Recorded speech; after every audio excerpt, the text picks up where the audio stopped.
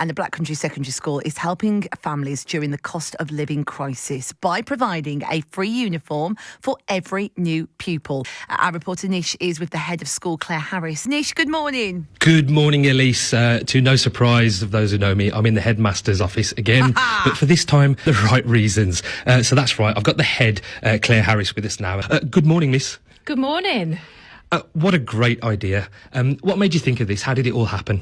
Well, we sat around I sat around with my leadership team really, and it was just an initiative that we feel really strongly about, especially at the moment.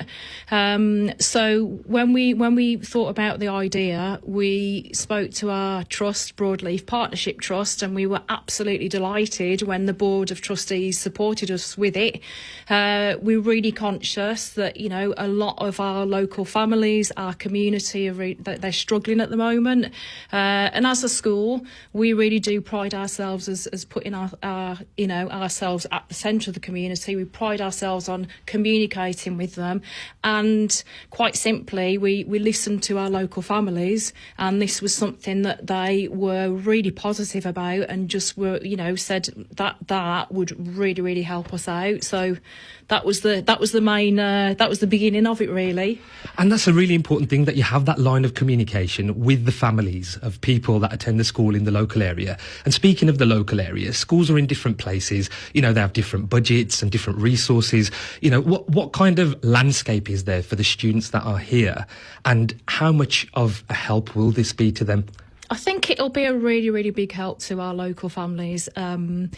We take in from over 50 primary schools, so every child that will join us in September, as you say, will get a free school uniform and a full PE kit as well that we'll pay for. We're conscious that on average the cost of that can be around about £200 per pupil. So if you've got more than one starting secondary school in September, that's a lot of money.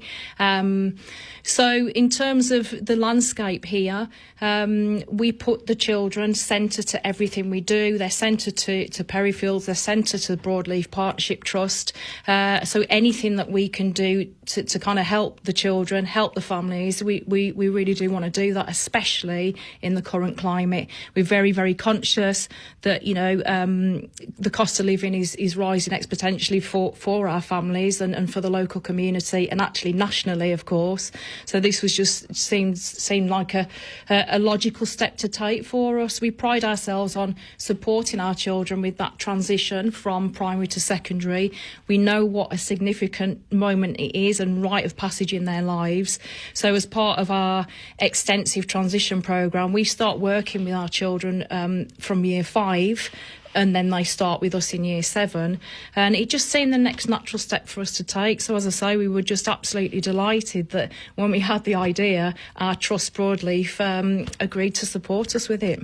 Now, for students that are coming in, this is really good. What about those students that are in a similar situation but already here and might not get a uniform? What kind of measures are there, or what's the thought process behind that? So where we're at the moment, obviously this is a starting point. In the ideal world, yes, if we could afford it, we would give everybody a uniform. We can't afford to do that. But what we do is we support the children as much as possible in other ways, and we do help families out that need it. We do have, many of our families are disadvantaged. Not all, of course, but for those that are, we'll appreciate the support that we do give.